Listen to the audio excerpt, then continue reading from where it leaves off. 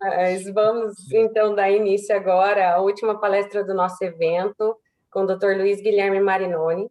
Dr. Marinoni dispensa apresentações e foi escolhido para encerrar o nosso evento não aleatoriamente, mas, como eu já disse na abertura, é para fechá-lo mesmo com chave de ouro.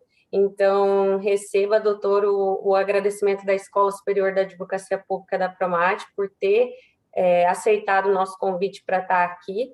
E, para apresentá-lo, eu convido o doutor Saulo Rondon Gaiva, que é advogado, especialista em Direito Processual Civil, aprovado em concurso público para Procurador da República, foi professor de cursos preparatórios para concursos públicos e de pós-graduações, professor externo da Escola Superior da Magistratura de Mato Grosso e membro da Comissão Especial de Direitos e Garantias do Conselho Federal da OAB. Boa noite a todos. Gostaria de agradecer o convite da Escola Superior da Advocacia Pública, a pessoa da doutora Juliana, que em pouco tempo à frente da escola aprofundou o compromisso dessa instituição com o desenvolvimento da PGE de Mato Grosso, da advocacia pública, e especialmente da aproximação de Mato Grosso com as grandes questões atuais do direito. E essa noite, nesse evento, temos a exposição de encerramento do professor Luiz Guilherme Marinoni. O professor Marinoni é titular da Universidade Federal do Paraná, pós-doutor na Universidade Estatal de Milão, na Columbia University e na Fordham University. Presidente da Academia Brasileira de Direito Processual Constitucional, vice-presidente da International Association of Procedural Law, tem 40 livros publicados no Brasil, 20 deles traduzidos no exterior, foi procurador da República e atualmente é parecerista e advogado com intensa atuação nas Cortes Supremas. Mas mais do que as referências acadêmicas e profissionais, o professor Marinoni é a maior autoridade no estudo e no desenvolvimento das duas grandes revoluções no processo civil brasileiro. E devemos a isso, professor Marinoni, aos seus estudos de pós-doutoramento. Para o pós-doutorado em Milão, levou à construção brasileira de tutela antecipada e de lá nos trouxe o desenvolvimento da tutela de evidência, 20 anos antes da positivação desse tema aqui no Brasil, no Código de 2015, e aqui aprofundou e auxiliou a construção das normas da Reforma de 94 e da Reforma de 2002. E do pós-doutorado, em 2008, na Columbia University, trouxe para a gente o estudo, a verticalização na teoria dos precedentes, seu processo de formação, de superação, e dos valores, inclusive, culturais e religiosos que inspiram o sistema de precedente. E, principalmente, a obrigatória vinculação dos precedentes também no nosso sistema, no sistema da Civil Law. É um grande prazer, professor Marinoni, recebê-lo nesta noite e com vocês, Luiz Guilherme Marinoni. Obrigado, Saulo. É um grande prazer estar com você novamente. Nos conhecemos há bastante tempo. É uma satisfação revê-lo. Eu cumprimento a doutora Juliana, agradecendo pelo convite e por esse maravilhoso evento que está sendo realizado, e a todos os amigos que aqui também estão presentes, nos assistindo. É, de fato, pelo que eu vi, de todos aqueles que já participaram, um evento que, entre aspas, enche os olhos daqueles que têm interesse nas questões do direito público atual. Eu vou falar, como insinua já o título da minha conferência, sobre o uso virtuoso do poder de não decidir do Supremo Tribunal Federal. Em princípio, se torna difícil saber até mesmo o que se quer dizer com poder de não decidir, né? Afinal de contas, se imagina que cabe à Corte decidir pela constitucionalidade ou pela inconstitucionalidade. Quanto mais ela decidir, melhor, parte-se dessa premissa. Entretanto, eu vou fazer uma abordagem que indica a necessidade exatamente de a Corte, em determinadas situações, deixar de decidir, dela usar do seu poder de não decidir de forma virtuosa. Ou seja, a Corte tem um poder de não decidir, A Corte não tem só o dever de declarar a constitucionalidade e a inconstitucionalidade, como faz ver a própria repercussão geral, como filtro recursal. A repercussão geral, enquanto filtro recursal, deixa claro que a Corte não tem dever de decidir. Cabe a ela exatamente usar deste poder de não decidir quando isso é imprescindível em algumas situações para que ela possa, em outra situação, se for o caso, bem decidir, né? Ou seja, a Corte não decide muitas vezes para que possa bem decidir. Mas por que isso não é percebido pelos doutrinadores e pelos operadores do direito? Eu diria que isso não é percebido basicamente por conta de um vício que está na origem do uso da repercussão geral. Não é um vício que tem relação com a essência da repercussão geral e nem com a sua razão de ser. É um vício que diz respeito ao mau uso da repercussão geral. A repercussão geral, como todos sabem, foi associada, em princípio, aos chamados recursos repetitivos. Ela foi utilizada a serviço da eliminação de recursos repetitivos, ou seja, de casos conflitivos iguais, né, que se repetem e podem chegar ao Supremo Tribunal Federal. Esta ideia de que a Corte, mediante a repercussão geral, atuaria de modo a eliminar os recursos múltiplos, a otimizar o trabalho do Poder Judiciário, também, obviamente, tem relação com uma compreensão equivocada a respeito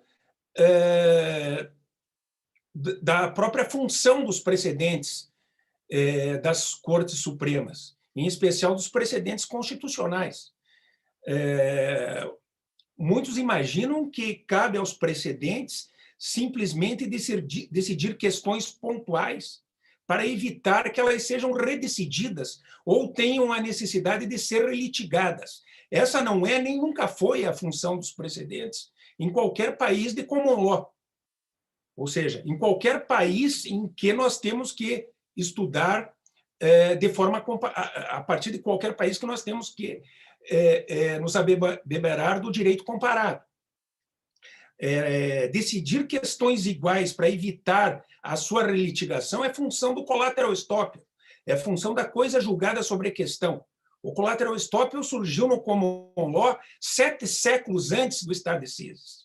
Entretanto, no Brasil, você tem tratado dos precedentes como se coisa julgada sobre a questão fosse algo que não existe. Ou seja, que decidir uma questão prejudicial no curso de um processo não pudesse impedir a relitigação da discussão dessa questão num processo outro que diz respeito a outro conflito entre as mesmas partes, ou até mesmo pudesse permitir a um terceiro se valer da coisa julgada formada em um determinado processo em seu benefício contra aquele que litigou e perdeu.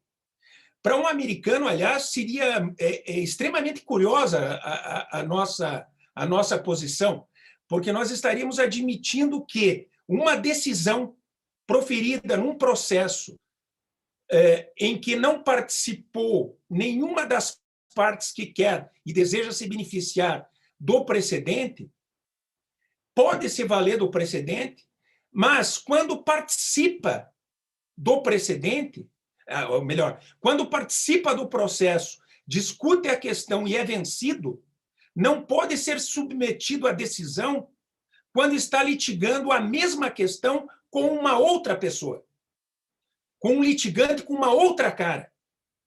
Isso, para um americano, é uma coisa que chega a ser até mesmo uma brincadeira. Como que vocês admitem que alguém possa se valer de um precedente contra alguém que não litigou, mas não permitem que alguém possa se valer de uma decisão contra alguém que a discutiu e foi vencido? Aliás, essa é a razão de ser da construção da class action no direito estadunidense. Só por isso, no direito estadunidense, há coisa julgada que prejudica e beneficia as partes. Ou seja, a coisa julgada na class action também prejudica as partes. Exatamente porque a coisa julgada nos Estados Unidos não precisa de class action ou de representante adequado para beneficiar as pessoas. A coisa julgada que beneficia sempre pode ser invocada para aquele que pode discuti-la, que é titular da questão que já foi decidida. É por isso que eles falam em coisa julgada pró et contra. É por isso que eles não se preocupam em limitar a coisa julgada. Aliás, também levemente eu vou tratar disso aqui, porque esse não é o objeto da palestra. Também aqui surge uma curiosidade própria do Brasil. Essa exigência de se limitar os beneficiados pela coisa julgada na ação coletiva é algo que não tem qualquer racionalidade quando você tem em conta o que significa coisa julgada sobre questão ou collateral estoppel. Não há razão de ser para eu limitar o benefício da coisa julgada a apenas aqueles que estão representados efetivamente pelo autor da demanda, que muitas vezes é obrigado até mesmo a listar aqueles que estariam representados na ação coletiva. Todo aquele que é titular de uma questão resolvida e decidida pode se valer da decisão, porque a coisa julgada não é feita para João ou para José. A coisa julgada institui a autoridade da decisão do Poder Judiciário e dela deverão poder se valer todos aqueles que têm o direito de invocá-la, porque tiveram já uma questão que lhes diz respeito expressamente decidida por um tribunal. Bem, mas essa é uma outra questão que envolve o processo coletivo. Mas é importante para se demonstrar o erro de se imaginar que a função da repercussão geral é apenas aquela de evitar a repetição do julgamento de recursos extraordinários, ou a de evitar a proliferação dos recursos. Na verdade, isso está tão presente na repercussão geral que talvez a decisão tomada em repercussão geral que nega a repercussão geral seja muitas vezes mais importante em termos de eficácia para a otimização do serviço do judiciário do que aquela que julga o caso quando a repercussão geral é admitida. Ou seja, muitos têm interesse apenas numa decisão vinculante que nega a repercussão geral. Uma decisão que nega a repercussão geral e que tem eficácia vinculante, impedindo a subida dos recursos extraordinários. O problema é que essa não é uma questão para ser resolvida via eficácia vinculante. A não admissão dos recursos extraordinários tem a ver com a impossibilidade da subida de um recurso quando a questão ainda não está madura para ser decidida pela Corte. Ou porque já foi decidida, obviamente, porque a repercussão geral foi admitida e o caso foi julgado. Agora, percebam, se a repercussão geral é um filtro de uma Corte Suprema, cujo fim é atribuir sentido às normas constitucionais e desenvolver a Constituição, e por conta disso, a repercussão geral, em princípio, somente pode ser admitida quando a questão é relevante e transcende ao interesse dos litigantes, também é importante verificar que a repercussão geral tem por objetivo dar à Corte a possibilidade de bem decidir a questão constitucional relevante. Em outras palavras, para se falar daquilo que acontece no âmbito do Poder Judiciário,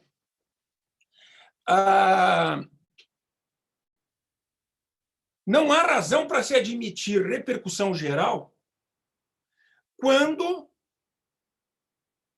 a discussão a respeito da interpretação da lei ainda não frutificou e não amadureceu. Ou seja, não há razão para o Supremo Tribunal Federal decidir a respeito da constitucionalidade da interpretação da lei antes de o Superior Tribunal de Justiça ter definido a interpretação da lei. Em outras palavras, é equivocado se admitir recurso extraordinário contra uma decisão de Tribunal Regional Federal ou de Tribunal de Justiça. Se admitir a repercussão geral a partir de uma decisão de um Tribunal de Justiça é se bloquear a possibilidade da discussão da interpretação da lei entre os vários tribunais do país e, especialmente, na Corte, cuja função constitucional é a de definir a interpretação da lei. Nós poderíamos aqui tomar em consideração a advertência que foi feita por Vézio Crisafulli. Vézio Crisafulli foi juiz da Corte Constitucional Italiana e talvez um dos mais notáveis processualistas constitucionais italianos do último século. Vézio Crisafulli,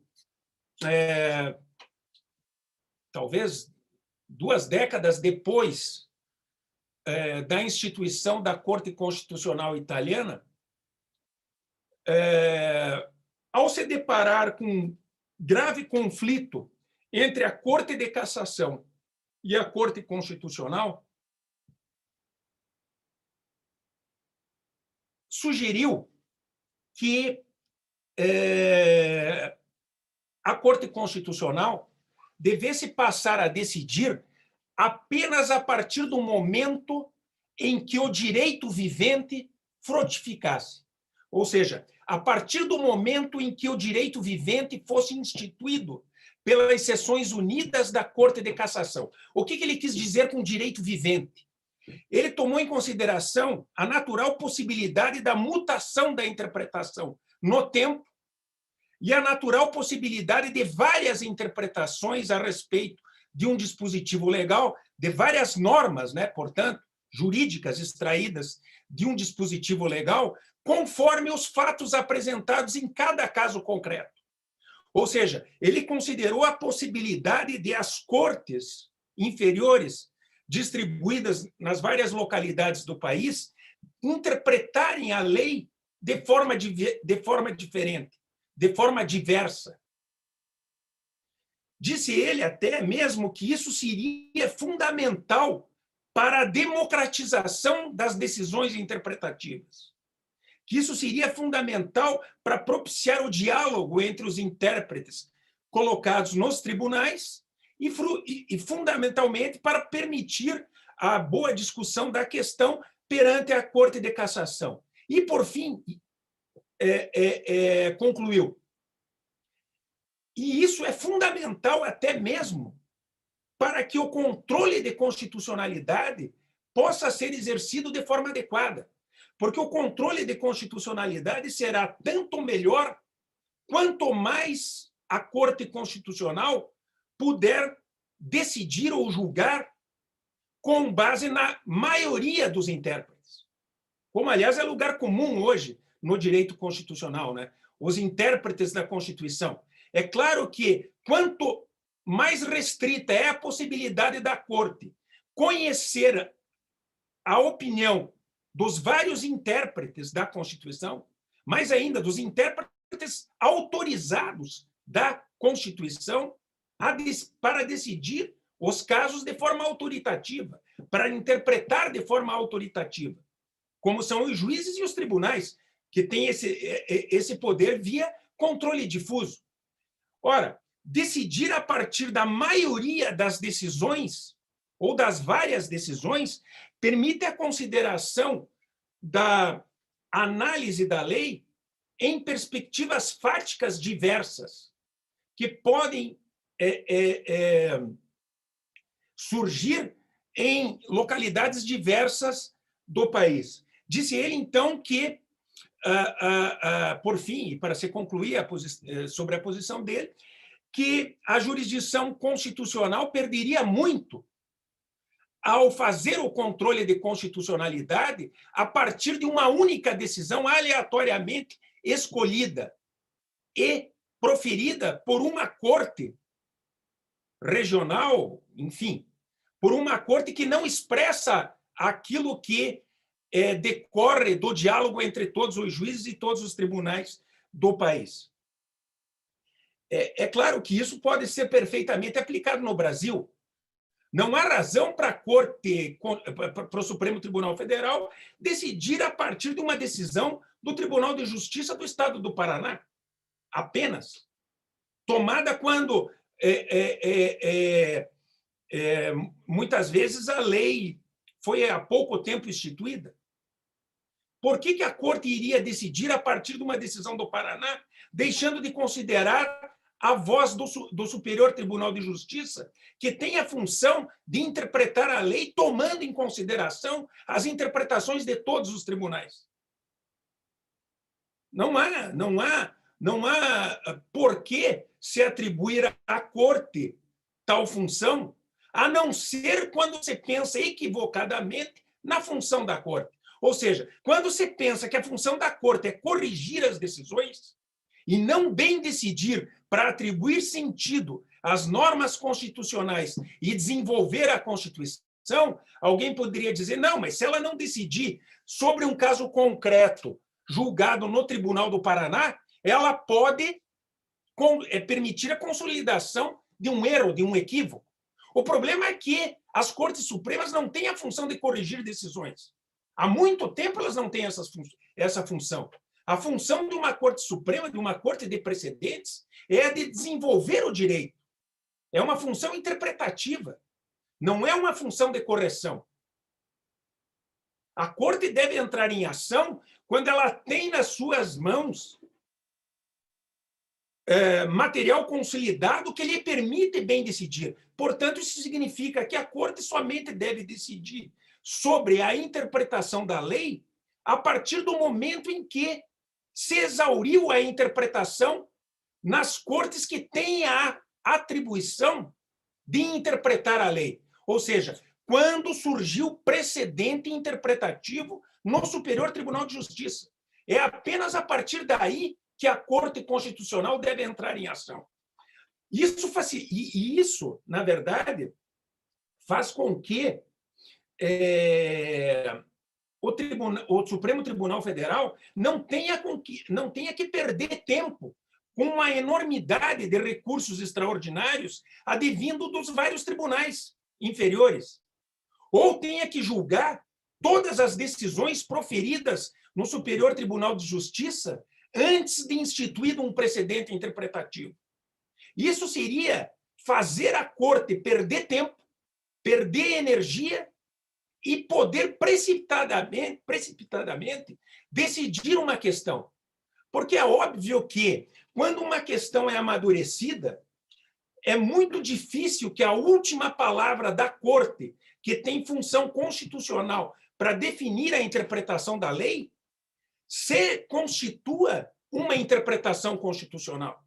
Em outras palavras, o que eu quero dizer é que, na maioria das vezes, caso a interpretação da lei seja deixada para um precedente do Superior Tribunal de Justiça, o Supremo Tribunal Federal não terá razão para fazer o controle de constitucionalidade. De modo que os recursos não irão para o Supremo Tribunal Federal. Não há que se falar em recurso repetitivo. Recurso repetitivo é algo que tem a ver com uma cultura de litigância, que faz supor que a função das Cortes Supremas é de corrigir as decisões. Tem muitos advogados por aí, justamente porque se valem de doutrinas que ainda não se aperceberam disso, que imaginam que têm o direito de recorrer de toda e qualquer decisão tomada por um tribunal de justiça. Não, não é verdade. Não é verdade que isso possa ser feito. Nem todos, obviamente, têm direito de recorrer ao Supremo Tribunal Federal. Não há aliás, não há um direito subjetivo ao recurso extraordinário. O recurso extraordinário é admitido quando a Corte supõe que o caso é interessante para lhe propiciar o desenvolvimento da Constituição, e não para corrigir uma injustiça cometida pelo Tribunal Inferior. Isso não tem nada a ver com a função da Corte. E isso é fundamental para se perceber que a decisão que nega a eficácia vinculante, que nega a repercussão geral, melhor, não pode ter eficácia vinculante.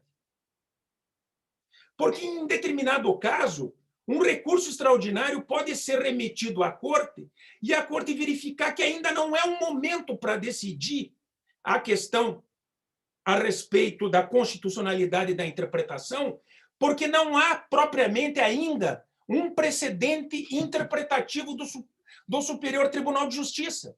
Não há, por exemplo, um precedente tomado pela Corte Especial do Superior Tribunal de Justiça, em que a maioria absoluta da Corte Especial decidiu sobre um fundamento que importa para a interpretação da lei. Em outras palavras, não basta se decidir por maioria para prover um recurso, para se formar precedente interpretativo. É preciso se decidir por maioria sobre o fundamento interpretativo que determina o provimento do recurso. Eu posso prover um recurso com base em 2 fundamentos. Mas, nesse caso, obviamente, eu não formo precedente, mas essa também é uma questão, é uma outra história, é uma questão para uma outra palestra. O que nos importa aqui é deixar claro que o Supremo Tribunal Federal tem, sim, poder de não decidir, para bem decidir. Ele, quando nega a repercussão geral porque a interpretação ainda não amadureceu, ele profere uma decisão que não pode ter eficácia vinculante. Porque, se eu tiver, ele não poderá admitir um outro recurso extraordinário sobre a mesma questão quando a interpretação tiver amadurecido. Aliás, é exatamente por esse motivo que, em meados do ano passado, em julho, o regimento interno do Supremo Tribunal Federal foi alterado, introduzindo-se um parágrafo no artigo 326, que diz expressamente que o relator da repercussão geral, mas esse é um outro problema, eu acho que não deve ser o relator, é a Corte que deve decidir, mas enfim, mas que a Corte pode decidir a repercussão geral apenas para o caso, ou seja, ela pode negar a repercussão geral, melhor dizendo, apenas para o caso concreto, em determinadas situações. Isso é imprescindível exatamente quando a Corte tem em conta os casos importantes, ou seja, aqueles casos que não se mostram prontos, amadurecidos para a decisão, que devem ser ainda objeto de diálogo entre os juízes, entre os tribunais, para que possam ser bem decididos. Mas o problema, na verdade, o grande problema, que é um problema maior do que esse, é o de que a Corte também não deve decidir quando uma determinada questão constitucional ainda não foi bem discutida pela população e pelo parlamento. Isso pode ocorrer, em primeiro lugar, quando o recurso extraordinário afirma um direito moral a partir da Constituição, ou seja, um direito não instituído em lei. E ainda, quando o recurso extraordinário afirma a inconstitucionalidade de lei, mas apresenta à Corte uma questão que não foi certamente decidida pelo parlamento na época em que a lei foi editada. O exemplo que serve para isso os exemplos que servem para elucidar tudo isso vêm dos Estados Unidos.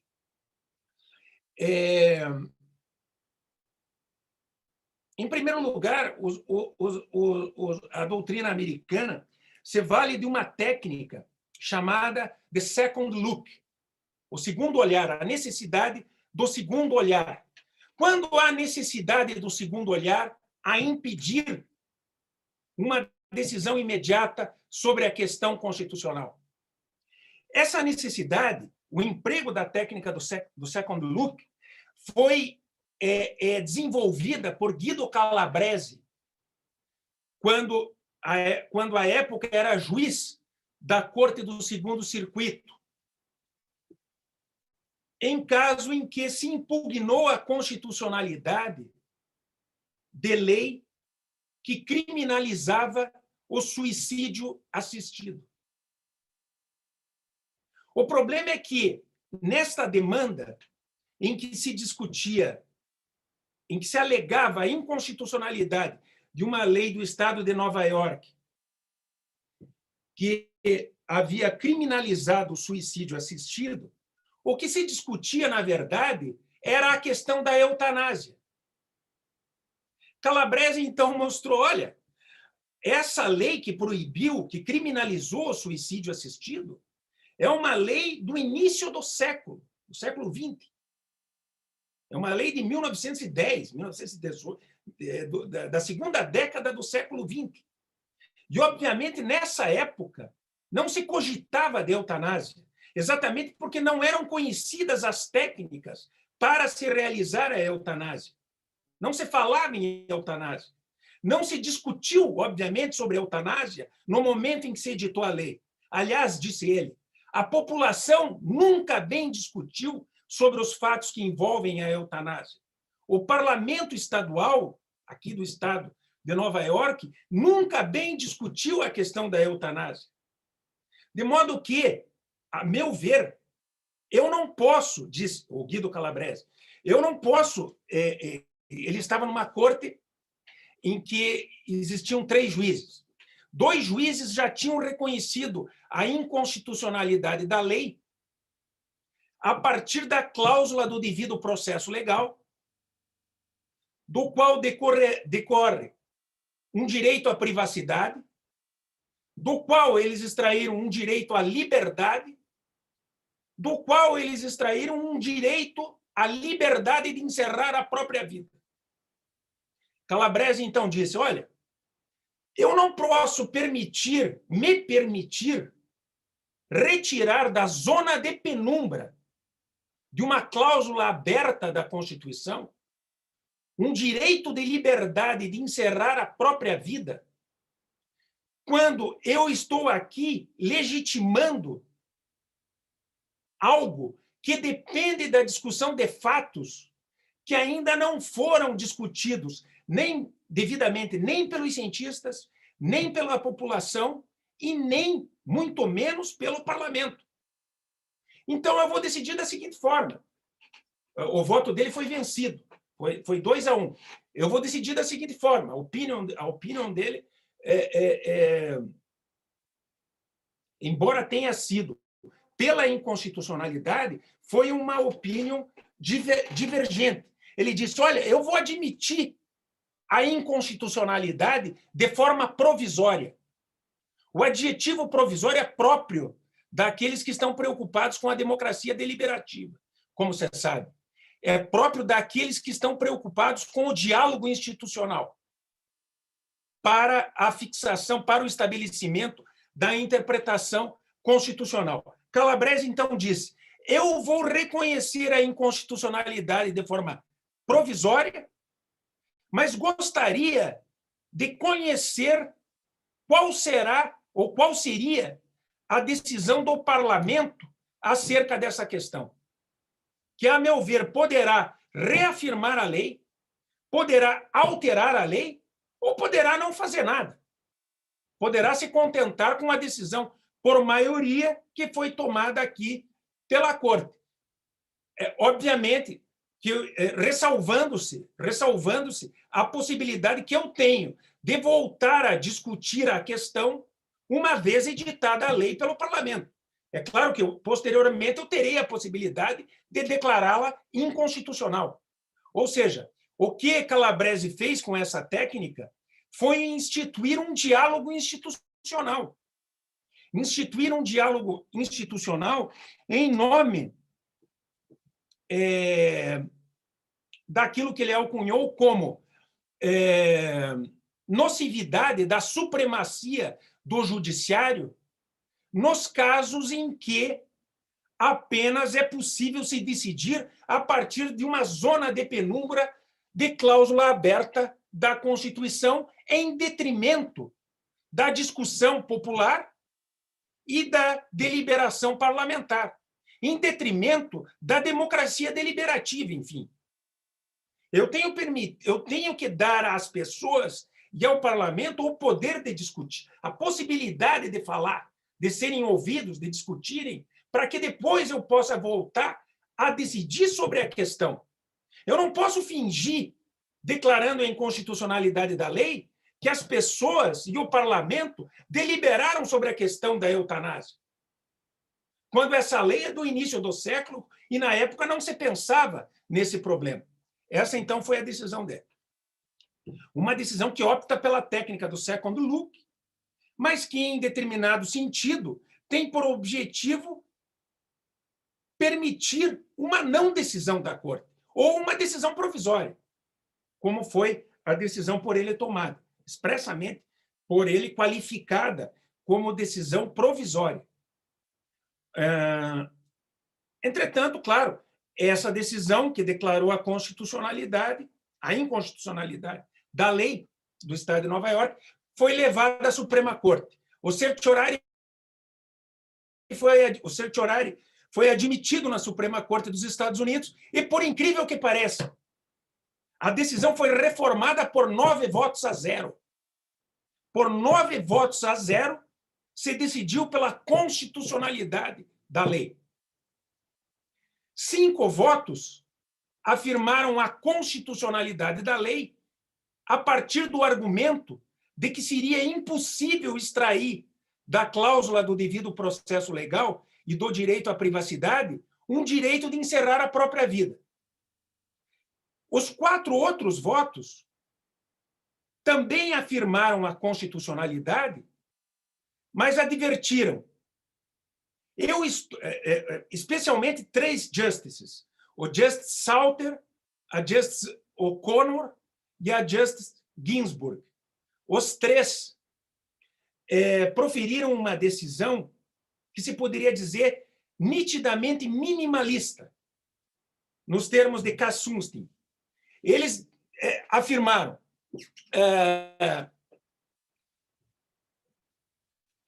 ainda que seja precipitado, é precipitado realmente decidir a partir de uma cláusula constitucional aberta, porque há fatos que têm que ser elucidados, há fatos que têm que ser debatidos pelos parlamentos estaduais e pelas cortes inferiores.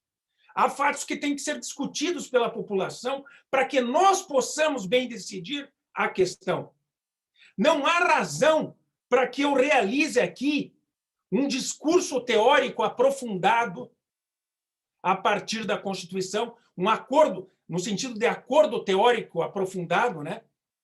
No sentido de Kassunstein, para decidir uma questão que ainda exige debate e discussão perante os parlamentos estaduais e perante as cortes inferiores. A partir do esclarecimento das cortes inferiores e dos parlamentos estaduais, nós poderemos voltar a decidir a questão. Então, nós 4 aqui não estamos decidindo a partir de um discurso aprofundado sobre a Constituição. Vamos manter a constitucionalidade da lei também de forma provisória. Porque os fatos têm que ser elucidados.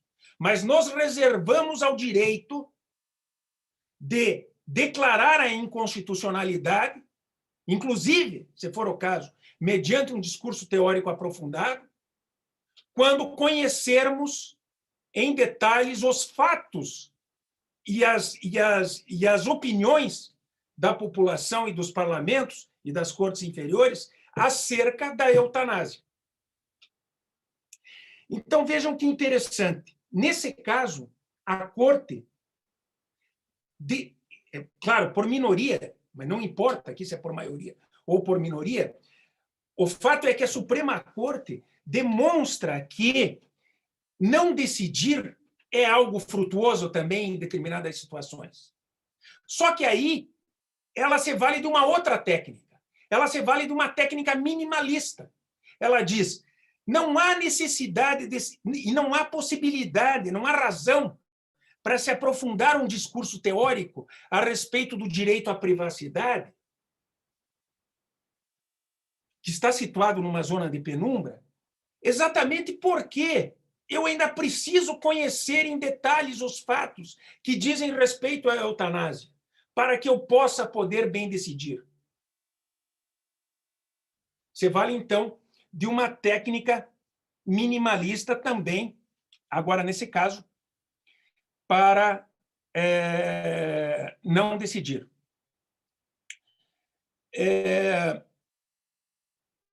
Percebam que não decidir, embora em princípio tenha a ver com a negação da repercussão geral, pode, entretanto, ocorrer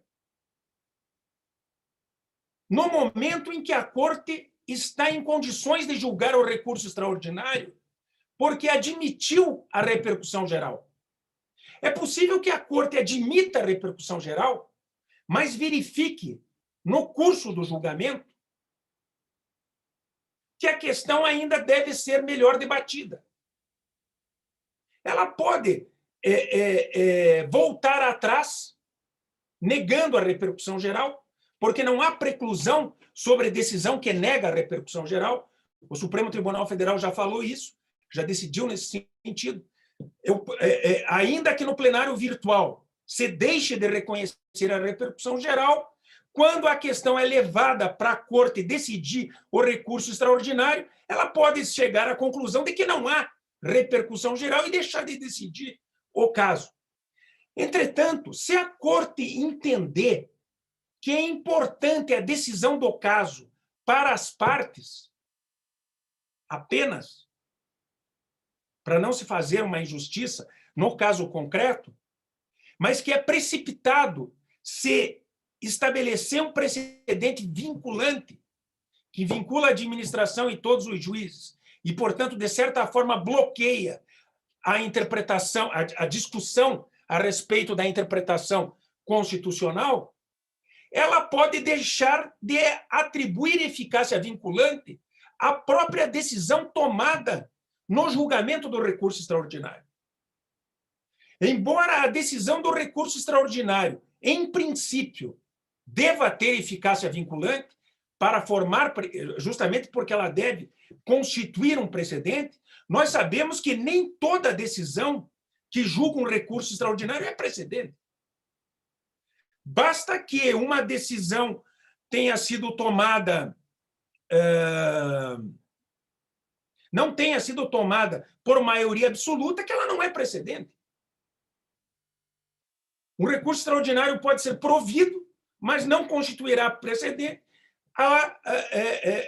quando a decisão não é tomada por maioria absoluta. Além disso, é possível que num recurso extraordinário haja provimento por maioria absoluta. Entretanto, a maioria absoluta pode dispersar os votos em torno de 2 ou mais fundamentos. Quando, para prover um recurso extraordinário, a Corte se vale de 2 ou 3 fundamentos e, portanto, não decide sobre um fundamento constitucional por maioria absoluta, ela não forma precedente capaz de vincular os tribunais e os juízes. Não há precedente obrigatório. De modo que é errado imaginar, é equivocado, é errado supor que toda decisão tomada em recurso extraordinário constitua, por mera consequência lógica, um precedente constitucional. Um precedente constitucional é muito mais do que uma simples decisão tomada num recurso extraordinário. Ora, se é verdade isso, por que não se admitir à Corte não atribuir eficácia vinculante à sua decisão, ainda que ela possa decidir por maioria absoluta sobre um determinado fundamento quando ela verifica que a sua decisão é importante para os litigantes, mas ainda é precipitado se instituir precedente vinculante. Exatamente porque o precedente vinculante bloqueia a discussão popular, a discussão dos juízes, a discussão dos tribunais e a própria deliberação parlamentar. Ou seja, o precedente vinculante é algo, o precedente constitucional se, de certa forma, garante a unidade do direito e é importante para garantir a segurança jurídica e a coerência do direito, por outro lado, pode prejudicar os valores da democracia, pode prejudicar a democracia deliberativa e a devida discussão da questão entre as pessoas, a devida discussão da questão pelo povo e pelo parlamento. Em outras palavras, nós temos aí várias espécies de não decisão virtuosas, de não decisões que devem ser tomadas pela Corte. Eu não gosto de falar em autocontenção. A Corte não simplesmente se contém quando não decide. A Corte tem o dever de não decidir quando um caso não está maduro para julgamento. Não se trata de ter um poder de se conter. Se trata de ter um dever de não decidir quando o caso não está amadurecido para julgamento, sob pena de violação da formação democrática dos precedentes no âmbito interno do judiciário ou sob pena de violação dos valores da democracia,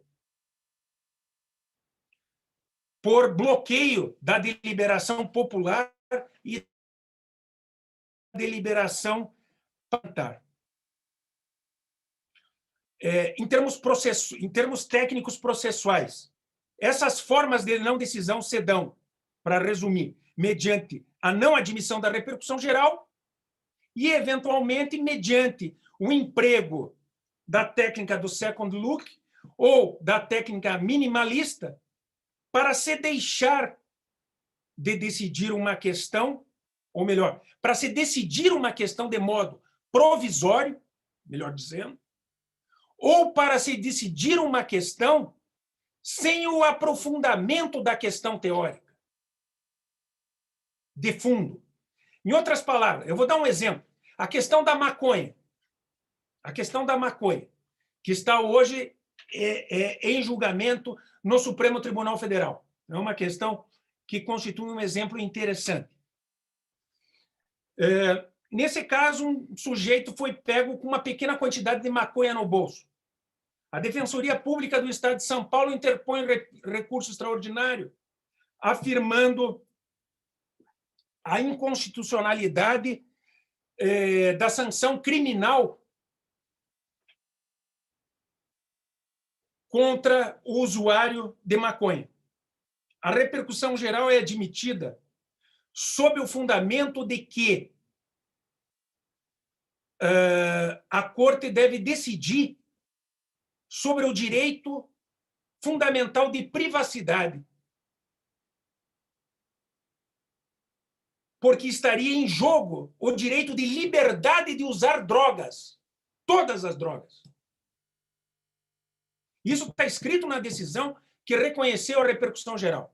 Muito bem, o relator vai à Corte, ao plenário, e decide pela inconstitucionalidade da sanção criminal, é verdade. Ele decide pela inconstitucionalidade da sanção criminal contra o usuário de maconha.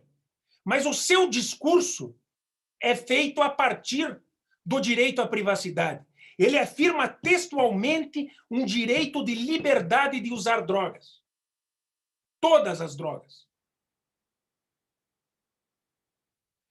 Os demais ministros que já decidiram a questão ainda está sob julgamento, ou acompanham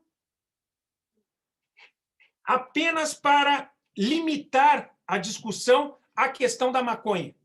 Porque o relator, na verdade, decidiu sobre a inconstitucionalidade da sanção criminal em face de todo e qualquer usuário de qualquer droga. de qualquer droga, não só em relação à maconha. Os dois outros restringiram a maconha. O problema é que os dois outros continuaram a insistir no desnecessário discurso aprofundado sobre o direito de liberdade de usar droga, quando, na verdade, estava em jogo simplesmente a questão da proporcionalidade da sanção criminal em face do usuário de maconha. Ora, decidir pela proporcionalidade, decidir que uma sanção criminal é desproporcional, é algo completamente diferente do que decidir sobre o direito de liberdade de usar droga ou de usar maconha. Eu não preciso dizer que todos têm direito de usar droga, nem dizer que todos têm direito de usar maconha. Basta eu dizer que a sanção criminal contra o usuário de maconha é desproporcional. E ponto. Porque se eu afirmar o direito de liberdade de usar maconha, ou pior, de usar droga, eu posso permitir a formação de um precedente, por maioria absoluta, que afirme na sua fundamentação o direito de liberdade de usar droga. Eu pergunto, se eu afirmo o direito de usar drogas na fundamentação de um precedente, eu estou aí bloqueando a discussão da questão nos tribunais inferiores e também estou bloqueando a discussão da questão gravíssima pela população e pelo parlamento. O parlamento nunca, nem a população, de forma adequada, até porque se tivessem discutido, jamais teriam decidido pelo direito à liberdade de usar droga, porque todo mundo sabe que as drogas escravizam as pessoas e são extremamente prejudiciais à saúde psíquica das pessoas, especialmente aquelas mais pesadas, como a heroína e a cocaína, né? Mas o fato é que o parlamento e as pessoas e a comunidade científica, se pensou sobre isso, pensou de forma radicalmente oposta àquela que está sendo admitida como verdadeira pelos ministros do Supremo Tribunal Federal. Mas o fato é que o que importa aqui é perguntar: é necessário discutir sobre um direito de liberdade de usar droga quando eu tenho nas mãos um recurso extraordinário que pode ser resolvido mediante a constatação da simples desproporcionalidade da sanção criminal contra o usuário de maconha? É óbvio que não. Eu não tenho razão para fazer esse discurso. Esse discurso é desnecessário. Para Kassunstin, esse discurso seria, obviamente, desnecessário. Para Guido Calabrese, para Ginsburg, enfim, para todos aqueles que conhecem a relevância da democracia deliberativa e a importância do diálogo constitucional e do diálogo institucional, isso seria extremamente nocivo. Aprofundar um diálogo teórico capaz de bloquear a discussão popular é violar a democracia. Não há razão para se aprofundar um discurso teórico sem necessidade, quando esse discurso teórico cala a população, cala o povo e cala o parlamento. Isso viola os valores da democracia. Então, nesse sentido, é claro, a Corte pode decidir, pode não, a meu ver, deve decidir de forma minimalista o recurso extraordinário.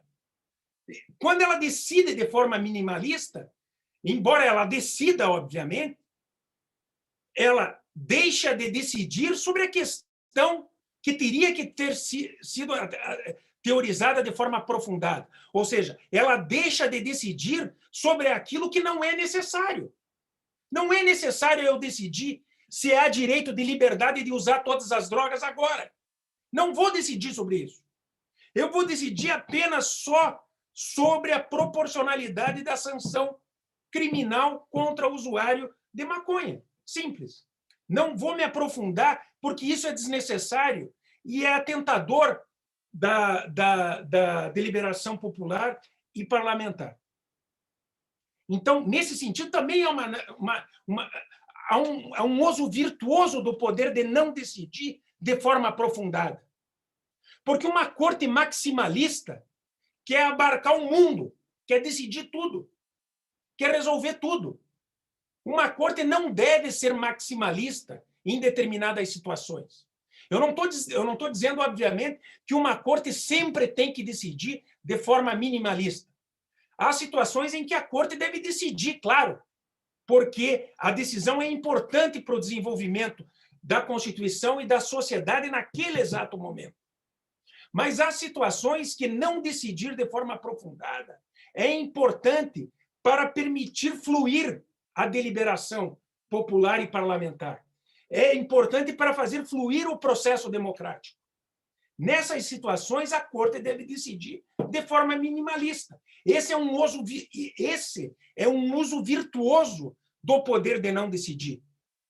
Significa, portanto, que a Corte não apenas não decide quando rejeita a repercussão geral, ela também não decide quando decide o caso, mas, por exemplo, por conta da técnica do segundo olhar, mediante os olhos da população, decide provisoriamente, ou ainda, quando não decide de forma aprofundada, para não bloquear a deliberação popular, decidindo de forma restrita a questão constitucional, por exemplo, na perspectiva da proporcionalidade.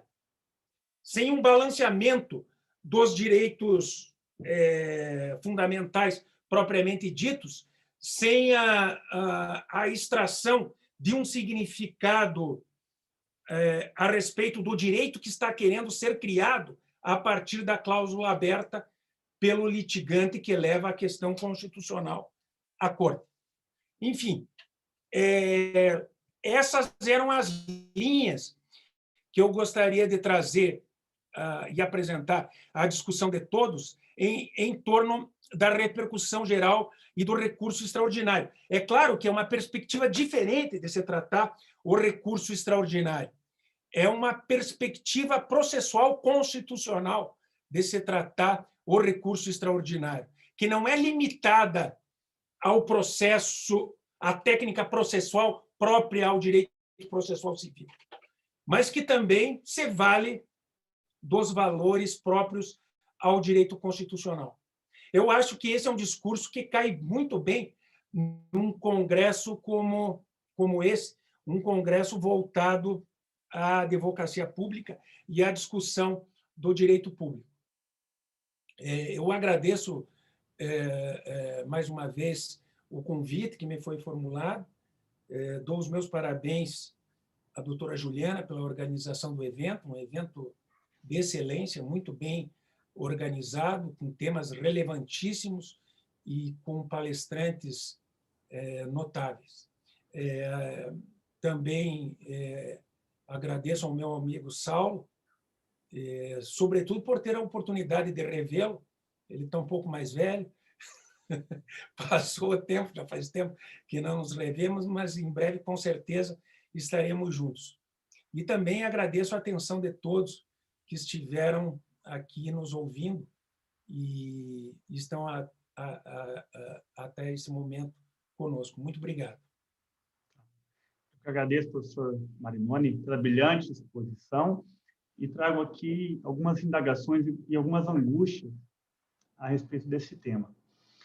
Esse poder virtuoso de não decidir parece ser a solução de questões em que há, ou que melhor, que ainda permanece um desacordo moral razoável.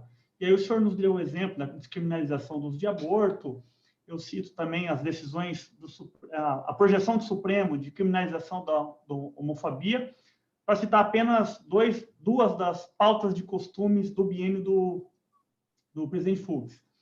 E aqui quer me parecer que a democracia deliberativa de Habermas parece um tema tão distante das funções exercidas pelo Supremo Tribunal Federal, ele se aproxima, acho que do que a gente pode chamar de uma reconformação da função da jurisdição constitucional. A gente está debatendo, está no centro do debate, o Supremo deixar de ser corte de revisão, o que é uma anomalia, para validar e refundar a sua função de corte de interpretação. Eu indago ao senhor, Deveria o Supremo se distanciar das matérias que envolvam desacordo moral razoável? Não, não. Não, eu acho que não. Eu acho que o Supremo deve, quando for necessário, decidir os desacordos morais razoáveis, mas com a consciência de que ele não detém o monopólio da interpretação constitucional.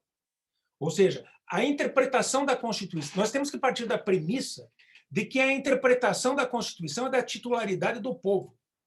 A interpretação da Constituição é de titularidade do Judiciário, mas muito mais do Parlamento e do Governo, do Executivo. De modo que a Corte sempre está a contribuir com a frutificação da interpretação constitucional. O que nós precisamos é de um diálogo institucional consistente, de uma abertura ao diálogo e de uma construção dogmática, de uma construção doutrinária que faça valer a possibilidade do diálogo a partir da verdade constitucional, do diálogo a partir dos fatos constitucionais. Eu acho que hoje há muito descaso em relação aos fatos na Corte. Embora a Corte tenha se aberto em 1999 aos fatos constitucionais, às audiências públicas e às provas e a ouvida de especialistas, etc., etc., o fato é que os fatos constitucionais vêm sendo vistos pela Corte como algo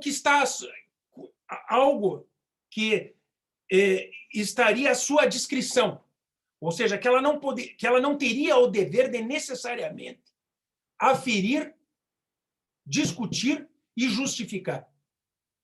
Ou seja, em todo e qualquer caso em que há fato constitucional, o problema é claro, aí nós teríamos que, claro, nesse momento a gente não pode voltar a discutir isso. Todos nós sabemos hoje que não existe mais controle normativo de constitucionalidade, puramente normativo, controle puramente abstrato.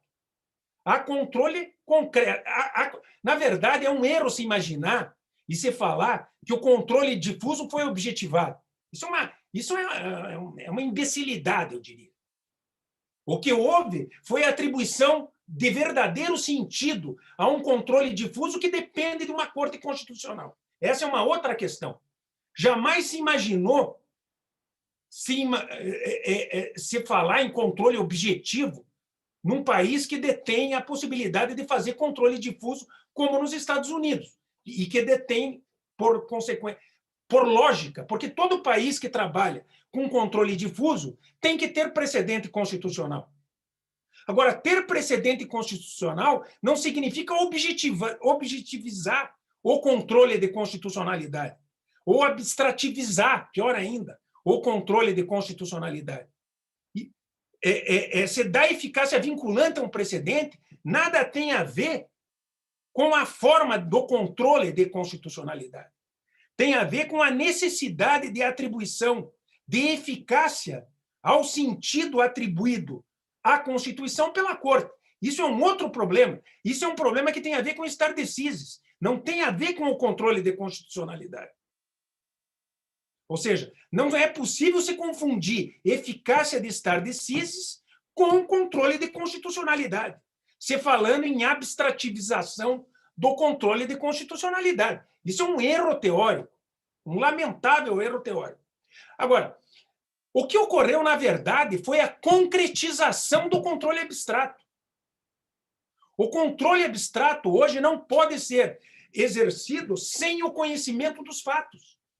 A interpretação constitucional depende de concretização a partir dos fatos sociais, a partir dos fatos constitucionais. De modo que eu não posso deixar de considerar os fatos que importam para o controle de constitucionalidade. Como se eu tivesse, como se um juiz, por exemplo, de primeiro grau, pudesse negar a produção de uma prova a parte que dela necessita para demonstrar aquilo que ela alega. Da mesma forma que viola a ampla defesa o juiz de primeiro grau negar uma prova necessária para a demonstração de uma alegação sobre um fato litigioso, viola a democracia deliberativa não permitir a discussão de um fato que importa para uma decisão constitucional. Eu sou obrigado a permitir a deliberação sobre o fato para bem poder exercer o controle de constitucionalidade. Agora, quando eu decido, melhor agora nesse caso, quando eu decido sobre o controle, vejam que interessante, quando eu decido sobre o controle a partir de fatos bem aferidos e discutidos, eu tenho uma justificativa sobre a interpretação constitucional que constitui razão digna de ser imposta, ou melhor, escutada pela população e pelo parlamento. Ou seja, a Corte tem que convencer o parlamento de que está certo. A Corte não detém o monopólio da última palavra. Não detém a última palavra nem o monopólio da interpretação constitucional. Ela não detém a verdade da interpretação. Ela tem a obrigação de convencer a população e o parlamento de que está certa, de que a sua interpretação está certa. Agora, para ela convencer a população, para ela convencer o parlamento de que está certa, ela tem que justamente permitir que a população vá à corte para discutir os fatos. É para isso que servem os amici curiae. Mas não adianta só admitir a presença dos amici na corte. Eu tenho que bem aferir, permitir a adequada discussão dos fatos e, sobretudo, justificar a minha decisão a partir daquilo que foi dito na audiência pública, a partir daquilo que foi falado pelos amici curiae. Eu tenho que rejeitar expressamente os argumentos dos amici e dos especialistas. Eu tenho um dever de justificativa, porque eu tenho um dever de participar da deliberação em igualdade de condições com o povo e com o parlamento. Eu não me imponho sobre o parlamento e nem sobre o povo. Eu dialogo com eles, eu delibero com eles. E eu só tenho legitimidade para decidir quando eu delibero ao lado do povo e aberto ao parlamento, tentando convencê-lo. E como que eu posso convencê-lo se eu não tenho os fatos bem esclarecidos e discutidos? Como que um juiz pode decidir uma ação de despejo, uma ação de indenização em virtude de um acidente de veículo, se ele não pode justificar a sua decisão a partir daquilo que ocorreu em relação aos fatos? Se ele não ouviu as testemunhas? E pior, se ele não tem obrigação de justificar a sua decisão ou atendo-se aos depoimentos das testemunhas, sob pena de nulidade, a Corte Constitucional não pode pensar que ela pode, querendo, rejeitar o argumento de um especialista que falou em audiência pública. Não. Ela tem obrigação de rejeitar esse argumento. Assim como todo e qualquer juiz tem obrigação de rejeitar a prova que está em desacordo com a tese que ele quer sustentar, como está no artigo 489. Só assim se garante o contraditório, na perspectiva das decisões das cortes de justiça, dos juízes e dos tribunais de apelação, enfim, e garante-se a democracia deliberativa na perspectiva da Corte Constitucional. A Corte tem dever de justificar, de bem justificar, atendo-se aos fatos, para que possa mostrar a sua justificativa e como os fatos foram aferidos ao parlamento e à população. Eu acho que só assim se forma um diálogo. Então, para responder a tua pergunta, não é que a Corte não possa decidir sobre o desacordo moral razoável. Ela pode, mas ela não tem a última palavra sobre o desacordo moral. Se alguém tivesse a última palavra, seria o parlamento. Mas eu acho que a Corte também pode decidir sobre ele. Mas a Corte não tem a última palavra.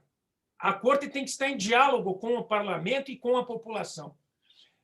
Sobretudo, tem que discutir ao lado dos amici os fatos perante a corte e justificá-los para apresentar as suas razões à população e ao parlamento. Afinal, essa é a função da decisão da corte na democracia deliberativa.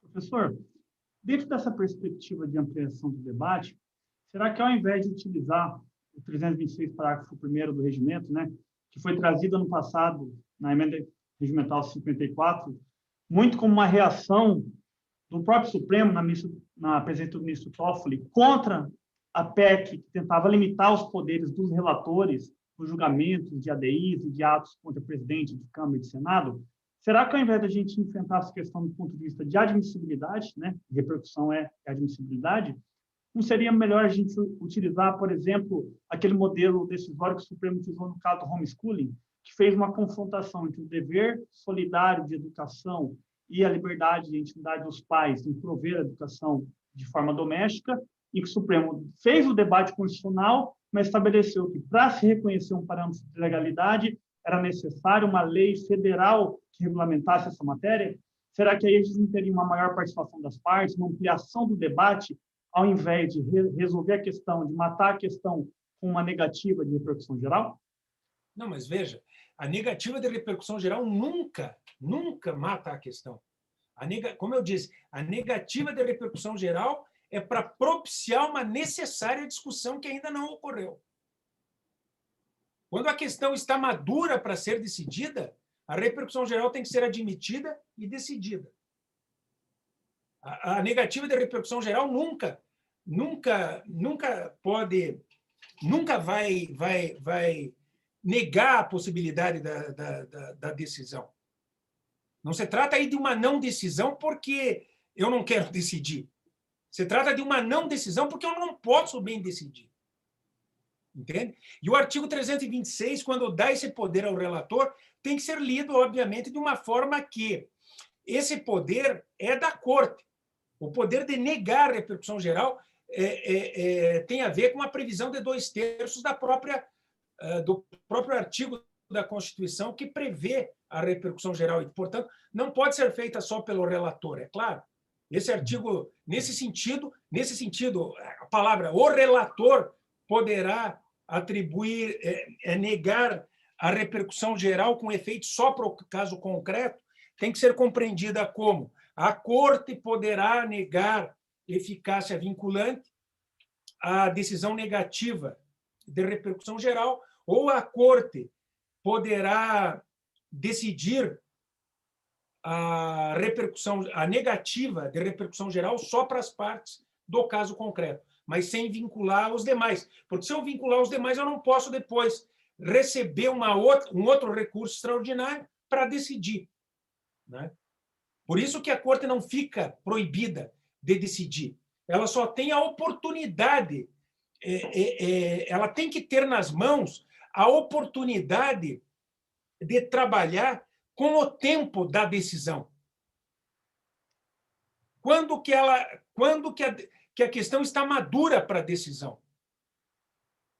Não se pode supor que simplesmente porque o recurso é o primeiro a chegar, ele é o ideal para eu decidir. É evidente que não pode ser assim. E, sobretudo, quando os tribunais ainda não discutiram, em primeiro lugar, e quando a população e o parlamento ainda não discutiu. Seja porque a lei é velha, como diz Guido Calabrese, seja porque a lei, quando foi discutida, não permitiu a discussão da questão constitucional que é posta à decisão da Corte. Eu acho que eu vou insistir na minha pergunta. Ao invés de a adesão negativa de repercussão geral, ela não impede, na verdade, ela permite que o Supremo volte a se debruçar sobre a matéria, ela posterga no tempo, ela protrai no tempo o momento que o Supremo vai enfrentar a matéria. Mas será que não seria, ao invés dessa decisão de postergar, de projetar para o futuro, ou de se resguardar a possibilidade de enfrentar a matéria no futuro, será que não seria melhor que o Supremo iniciasse o debate dessa questão? Nem sempre, nem sempre. Há casos em que não há razão para ele iniciar o debate. O que ele pode, em determinadas situações, ele poderá decidir, por exemplo, aplicando a proporcionalidade, decidir a questão aplicando a proporcionalidade. Mas, em determinadas situações, não é o caso dele fazer o balanceamento. O balanceamento tem que ser feito, antes de tudo, pelo legislativo. Ele tem que ser discutido pelo legislativo. Entende? A não ser, claro, vai depender do caso concreto, o ajuste do caso concreto.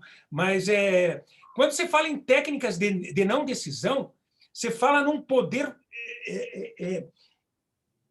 Alexander Bickel, quando escreveu The Least Dangerous Branch, que é um livro excepcional, mas muito pouco utilizado pela doutrina do direito constitucional da América Latina, eu não sei porquê, e também pelas cortes da América Latina, assim como outros doutrinadores estadunidenses, ele falava em virtudes passivas, várias virtudes passivas.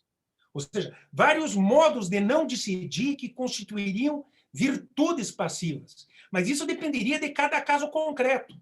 Você pode não admitir o certiorari, você pode decidir de forma minimalista, você pode decidir a partir da técnica do second look. Enfim, você pode construir vários arranjos, até mesmo você pode até qualificar a tua decisão como uma autocontenção. Eu não gosto desse termo autocontenção, porque faz supor que isso é uma descrição da corte. Eu posso me autoconter, quando não é. A corte, como eu disse, tem o dever de não decidir quando a questão ainda não foi debatida. Ela não pode decidir se antecipando ao parlamento e ao povo, porque a Constituição não pertence a ela. Ela colabora com a interpretação constitucional apenas. Portanto, as coisas têm que ser feitas a partir do devido diálogo constitucional. Agora,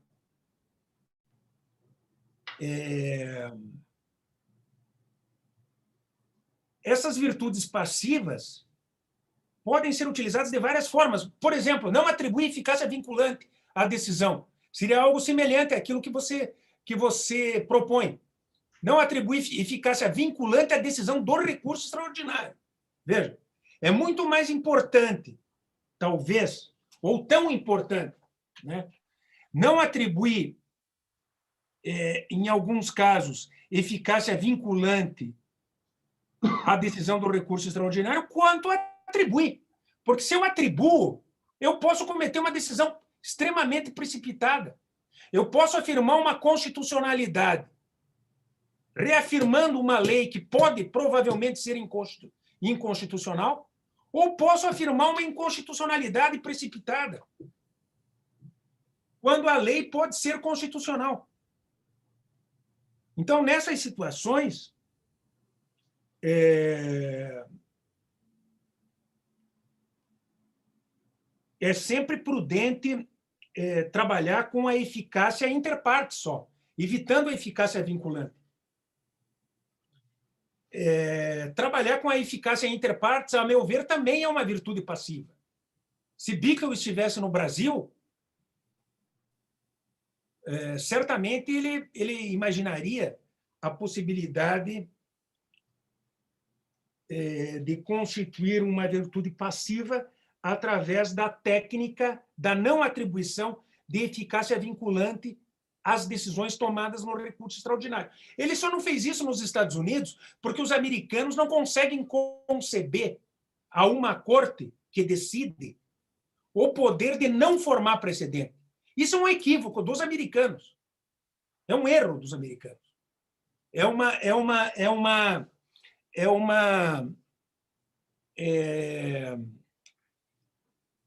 Na verdade,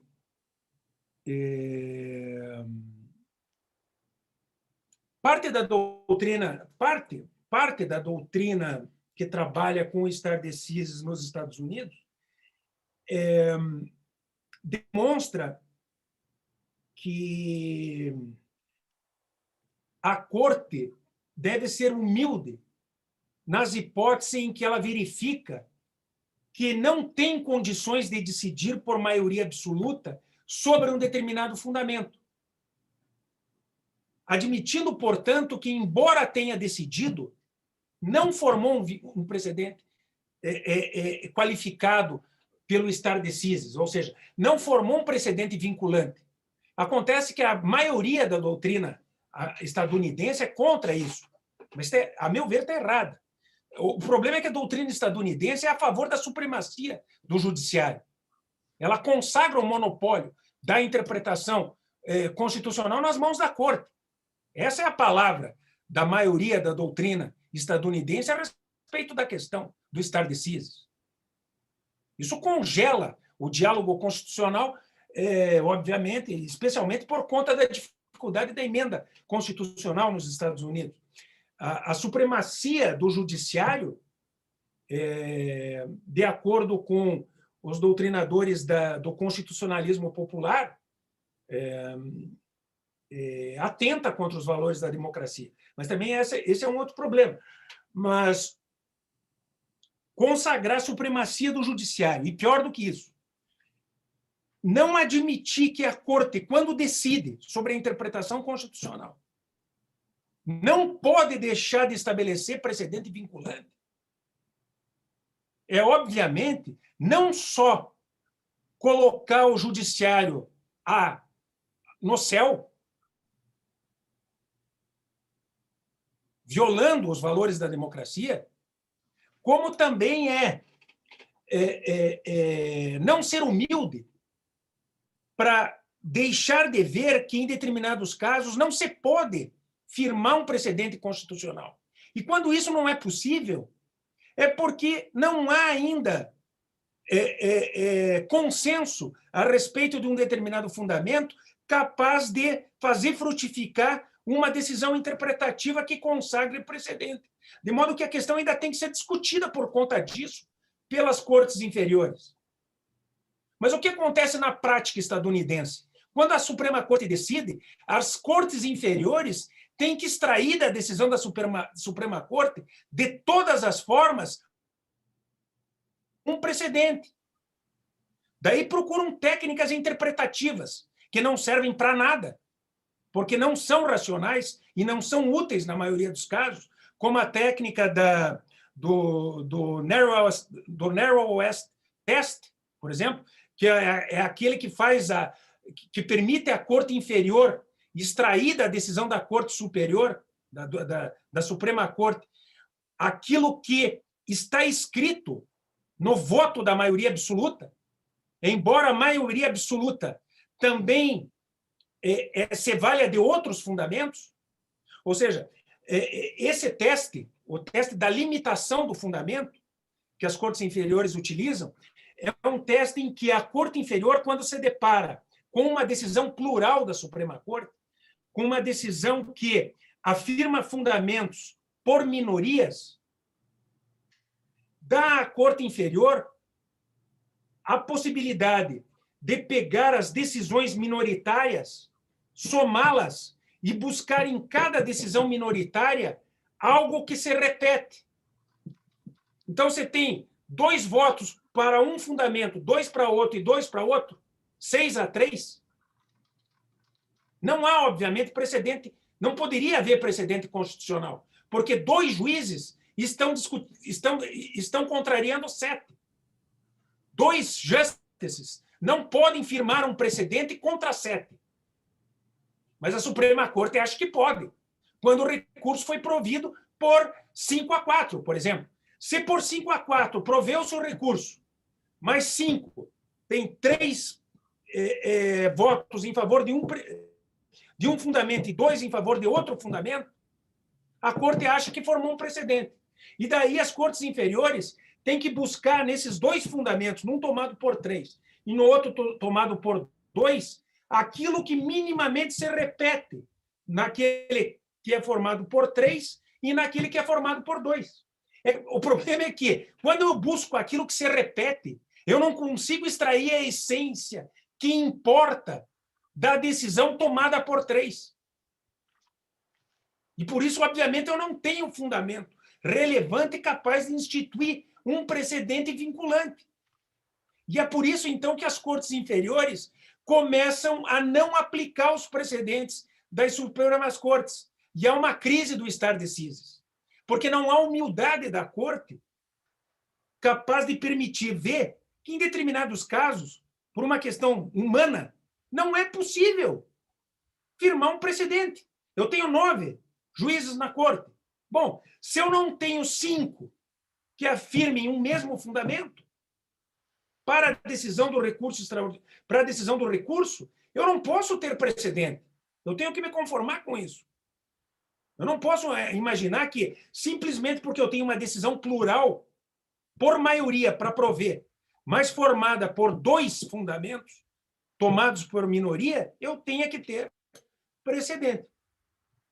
Esse é um problema grave da corte estadunidense.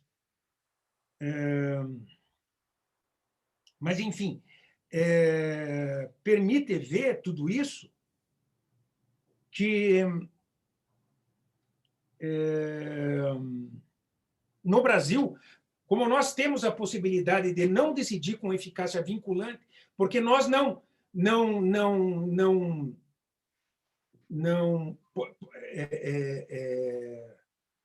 e isso foi muito bom, nós não assumimos essa má versão da cultura dos precedentes. Nós não assumimos essa empáfia de que a corte necessariamente tem que firmar precedente, que certamente tem por detrás de si valores doutrinários que servem a outros fins, que muitas vezes não são revelados. Essa que é a verdade. É claro que uma doutrina que quer dar toda e qualquer autoridade para uma corte tem, às vezes, objetivos que são que não podem ser revelados num livro de doutrina. Né? Enfim. Interessante que essa diversidade de fundamentos e o problema da formação dos precedentes é assunto expressamente enfrentado no enunciado do fórum permanente de processualista civil, dizendo que se aquele fundamento não foi acolhido na maioria dos julgadores, aquele fundamento não pode ser considerado precedente. Então, é um problema que também a gente tem enfrentado aqui.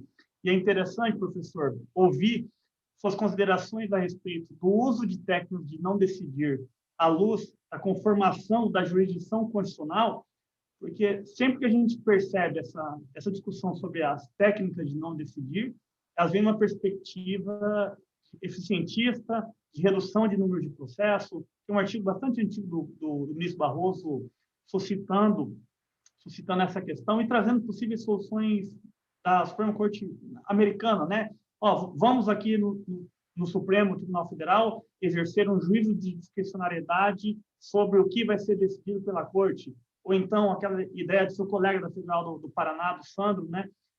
Vamos inverter, vamos primeiro analisar o requisito de admissibilidade diverso da repercussão geral, vamos passar ele para um segundo momento e vamos começar pelo filtro da repercussão. Na verdade, o problema, pelo menos que eu pude perceber da exposição do senhor, tem muito mais a ver com a jurisdição constitucional, com a função da jurisdição constitucional, do que propriamente com o efeito de congestionamento. Eu tenho aqui algumas perguntas do chat que eu queria fazer para o professor. A primeira delas é do Dr. Willerson Verano de Aquino. Professor, nessa perspectiva de controle de constitucionalidade pelo Executivo e Legislativo, na opinião do mestre, qual foi ou é o papel e atuação do Supremo durante a pandemia que decidiu várias situações e ações de atuação governamental? Não, sobre isso, eu não vou falar sobre casos concretos, eu não gostaria de falar sobre casos concretos. Eu prefiro falar em abstrato são argumentos dogmáticos e teóricos que têm a ver com o desenvolvimento da função de uma corte preocupada com a tutela da Constituição e com o desenvolvimento da Constituição. Agora, eu não gostaria de falar sobre decisões tomadas em casos concretos, porque elas dependem de várias circunstâncias que fogem do problema dogmático aqui que a gente está enfrentando. Entendi. Uma outra pergunta aqui.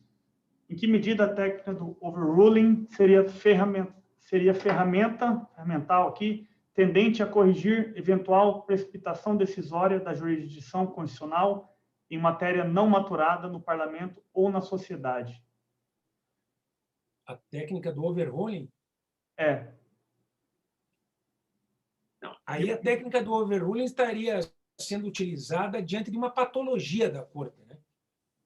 Porque, na verdade, o overruling é a revogação do precedente. O problema é que, numa situação como essa, o precedente não deveria nem ter sido instituído. Agora, se ele foi mal instituído, obviamente ele pode ser revogado. Ele pode ser objeto de overruling. Outra pergunta aqui.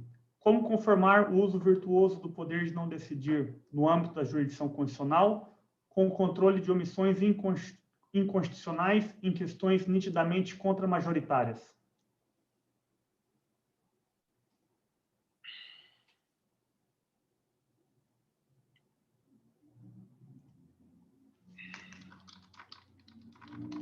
Uma coisa não tem, a princípio, uma coisa não tem nada a ver com a outra. O poder de não decidir, eu repito, não é um poder de não decidir porque eu não quero decidir para violar os direitos constitucionais. É óbvio que não. Quando eu tenho que decidir, eu tenho que ser maximalista. O poder de não decidir é um poder virtuoso. Quando eu não devo decidir porque a questão não foi decidida. Agora, se você me pergunta o que isso tem a ver com a omissão constitucional, nada. Porque eu só posso reconhecer a omissão constitucional quando eu estou certo de que um grupo insular não teve representação no parlamento de modo a convencer o legislativo de decidir. Ou quando eu estou certo de que o parlamento não deseja decidir uma questão imprescindível para a tutela dos direitos fundamentais. Nesse caso, eu reconheço, obviamente, a omissão inconstitucional e decido. Mas uma coisa não tem nada a ver com a outra. Ao contrário, são coisas completamente contraditórias. Eu não tenho, em outras palavras, eu não tenho poder de não decidir para não decidir sobre a omissão inconstitucional. Ou uma coisa não tem nada a ver com a outra. Quando eu estou diante de uma omissão constitucional, é porque eu devo decidir. Eu tenho o poder de não decidir, repito, quando a questão não está madura, quando ela não foi discutida pelo parlamento e pela população. Quando há omissão, é porque o parlamento não quis decidir. A questão é inversa. Né? Pergunta do Dr. Leonardo Vieira de Souza. Nessa linha, como fomentar uma teoria dos diálogos constitucionais limpa, em que seguir na linha do minimalismo judicial, mas não deixe de resolver problemas sérios sobre direitos fundamentais? Cara, impressionante essas perguntas. São todas perguntas que partem de um preconceito. Ninguém está dizendo que o diálogo institucional serve para evitar a decisão sobre questões constitucionais. Agora, o teor da pergunta parece fazer supor que eu estou propondo o diálogo constitucional para que a Corte não decida uma questão fundamental para o desenvolvimento da sociedade. Pelo amor de Deus. Ou o sujeito não compreendeu o que eu disse, ou a pessoa está de má fé, ou é antipática a uma posição de diálogo institucional. Ou é uma pergunta equivocada, errada. Porque uma coisa nada tem a ver com a outra também. Ninguém propõe a necessidade do diálogo institucional porque não quer ver decidida uma questão fundamental para a tutela de um direito fundamental, importante, para a tutela da Constituição. É óbvio que não. Repito, a Corte é maximalista ou minimalista conforme o caso. Ninguém pode propor, em sã consciência, uma Corte só minimalista ou uma Corte só maximalista. O que eu estou dizendo é que a Corte não pode ser só maximalista. Portanto, a pergunta teria que se inverter. A pergunta teria que ser assim: não o que acontece quando a corte é minimalista. A pergunta que tem que ser feita é: o que acontece quando a corte é só maximalista? É essa a pergunta que ninguém quer discutir. Ou que tem medo de discutir. Porque imagina que tudo tem que ser resolvido pelo judiciário. Não se trata, vejam, não se trata de querer privilegiar parlamento, governo, executivo ou judiciário. É óbvio que não. Ou população. Se trata, sim, de saber que a interpretação da Constituição é da titularidade de todas as instituições públicas e, especialmente, da população. E que todos eles são intérpretes da Constituição. Todos eles podem colaborar com a interpretação constitucional a partir de um diálogo consistente, que se faça a partir da verdade do Estado constitucional. É o que propõe Haberle. Só que Haberle aqui é desvirtuado. Porque você pega a ideia de colocar a miticure na corte que ele propõe, como se isso fosse uma abstração, e isso servisse para tudo, mas se esquece de que é preciso, em certos casos, se preservar os espaços da deliberação popular e da deliberação parlamentar, para que se possa chegar a uma decisão correta. A decisão correta não é só aquela que vem da corte. A decisão correta é aquela que vem do diálogo. Esse é o ponto. A meu ver. Claro, Dworkin é um adepto da supremacia do judiciário. Antes de tudo, gozado que ninguém vê isso, mas Dworkin, antes de tudo, é um adepto da supremacia do judiciário. É alguém que nega a importância da discussão, da deliberação, do diálogo institucional e do diálogo constitucional. Enfim, dizer que a decisão da corte é correta é bonito. Pode ser que a corte, a respeito dos diálogos, a respeito das questões teóricas que devem ser aprofundadas, é aquela que tem a devida capacidade e a maior capacidade para proferir decisões. O problema é que determinadas questões, como a primeira que você colocou, a pertinente aos desacordos morais razoáveis, é uma questão que depende da voz do parlamento, que depende da voz das instituições públicas, que depende da voz do povo, que depende de um diálogo constitucional. Né? Então, não dá para se pensar de forma compartimentada. Assim como eu não posso pensar que a corte tem um monopólio da jurisdição, ou melhor, que a corte tem um monopólio da interpretação constitucional, que a corte tem a última palavra, que a corte tem a verdade sobre a Constituição, eu não posso pensar que, em determinados casos, só o parlamento deve decidir. Na verdade, a posição que reserva ao parlamento os desacordos morais razoáveis, a posição do Waldron, é uma contrapartida à posição que confere o monopólio da interpretação constitucional à corte, que é a posição do Dworkin. Eu prefiro ficar no meio.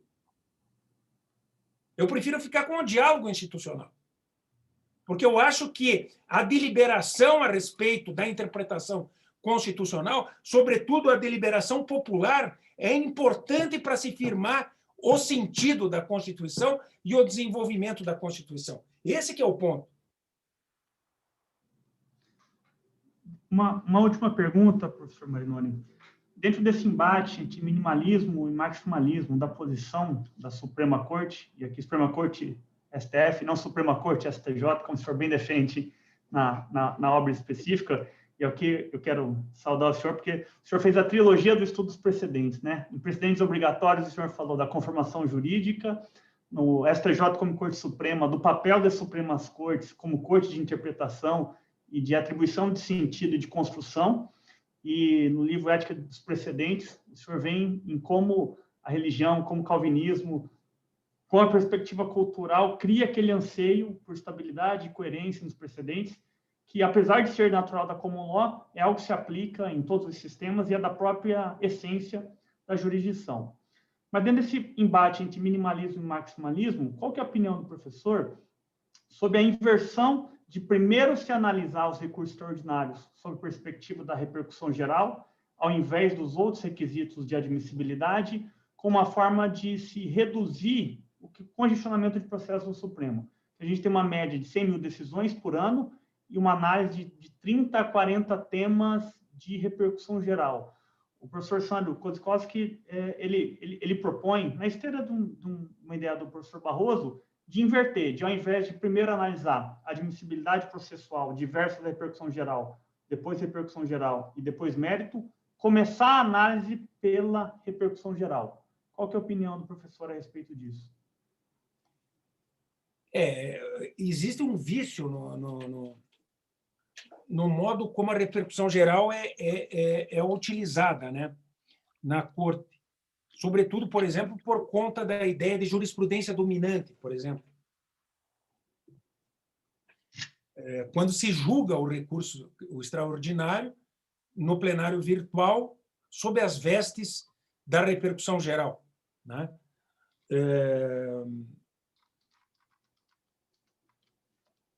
Mas a ideia de se primeiro verificar a repercussão geral para depois verificar o quê? Quais são os outros requisitos de admissibilidade? Os outros requisitos de admissibilidade processual, e aí até exemplo de casos do Supremo. Preparo, por exemplo, nesse caso do... Não, preparo não. Eu sou completamente contra. O preparo, obviamente, é um requisito formal. Esse requisito tem que ser apreciado desde logo e descartado, sem necessidade de você falar em repercussão geral.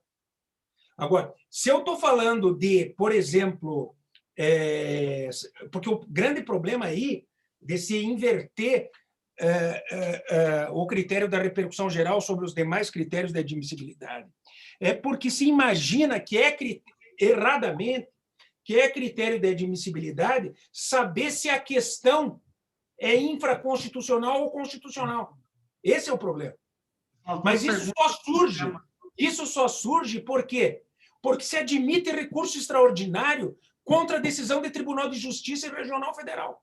Não cabe, a meu ver, não cabe recurso extraordinário de decisão de Tribunal de Justiça e Regional Federal. De modo que a Corte não vai ter que analisar se a questão é constitucional ou infraconstitucional nessa perspectiva rotineira. Ela vai ter que analisar só quando analisar propriamente a repercussão geral. Ou seja, até porque quando ela analisa a repercussão da questão, ela tem que estar ciente de que aquilo é uma questão constitucional. Mas ela não tem a necessidade de fazer aquela análise a respeito de se há eficácia, de se há apenas ofensa reflexa à Constituição ou de se há apenas eficácia, violação indireta à Constituição para não admitir o recurso extraordinário. Porque esse é o grande problema da admissibilidade, né? Porque muitas vezes eu tenho que, ao admitir que é possível se interpor um recurso extraordinário contra a decisão interpretativa antes da fixação do precedente, o que acontece? Eu sempre vou ter que estar aferindo se, em volta daquela questão, entre aspas, constitucional que foi apresentada à Corte, há uma questão que, na verdade, deve ser decidida pelo STJ e não pela Corte. Agora, quando eu já tenho o precedente do STJ, se eu tenho que ter o precedente do STJ para decidir, eu não tenho que fazer essa análise. É impertinente essa análise, porque a questão já vem do precedente do STJ. Eu só tenho que fazer essa absurda análise quando eu quero tratar de um recurso extraordinário antes da maturação da interpretação via precedente interpretativo do STJ. Então, é mais uma questão patológica do que uma questão real. É uma questão falsa. Eu não teria que sequer ter esse recurso extraordinário na mão. A presidência, a vice-presidência do tribunal de origem tem que negar esse recurso extraordinário. E acabou. Não cabe recurso extraordinário. Interpor um recurso extraordinário contra a decisão que interpreta a lei e depois é dita incompatível com a Constituição, não é um recurso extraordinário, é um recurso especial. De modo que, se ele foi chamado de extraordinário e foi fundamentado como extraordinário, ou ele toma o rumo do STJ, ou ele é inadmitido. Simples. É como uma petição inepta. Não tem que chegar na corte. É uma petição inepta. A vice-presidência tem que colocar para correr o recurso. Não cabe. O recurso não cabe. Não cabe recurso. Não cabe recurso contra a decisão interpretativa. Sabe por que as pessoas ainda insistem nisso? Por incrível que pareça. Por conta de a Constituição de 88 ter copiado a Constituição de 67, no que diz respeito aos requisitos de admissibilidade do recurso extraordinário. Na Constituição de 67 estava escrito: cabe recurso extraordinário em caso de violação da Constituição. Tá? Na Constituição de 88 está escrito: cabe recurso extraordinário em caso de violação da Constituição.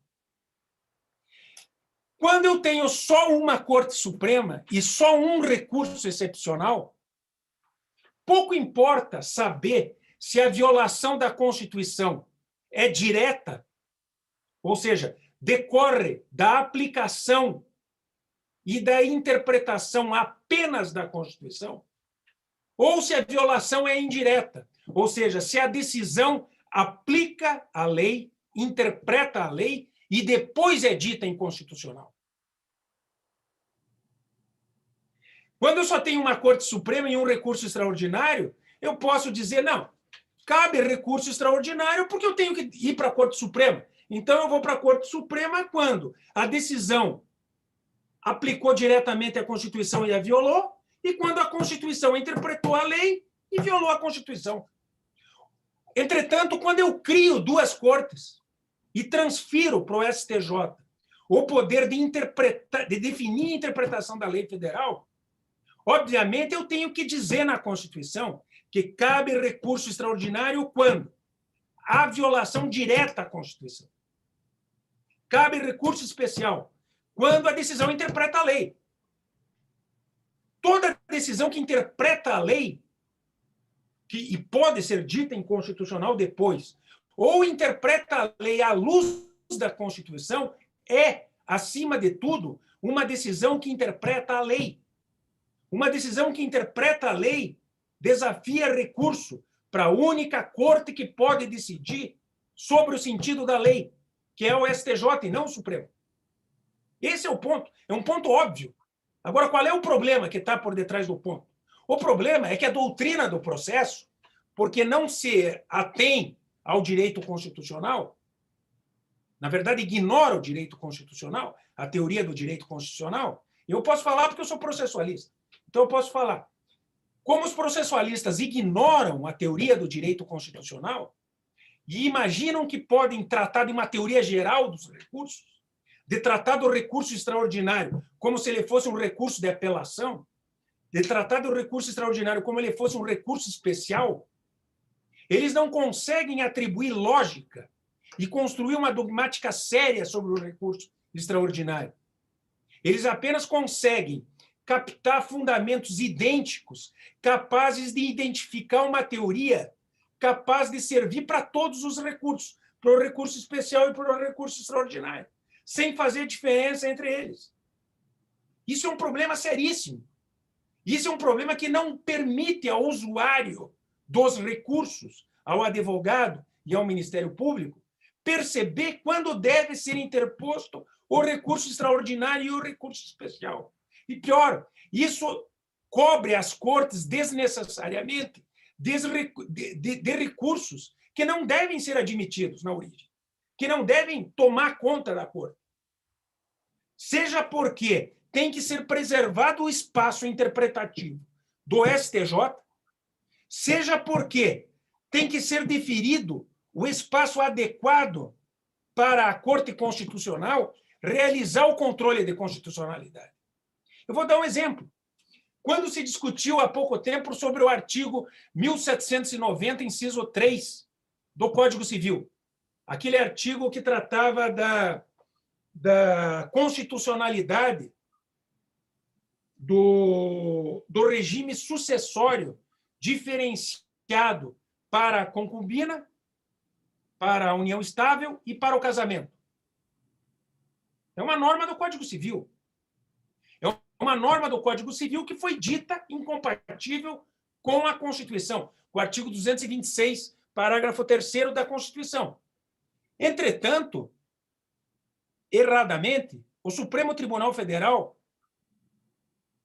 admitiu repercussão geral para julgar a questão, porque o STJ, equivocadamente, não quis decidi-la, supondo que ela era uma questão constitucional, para estabelecer sentido a um artigo do Código Civil.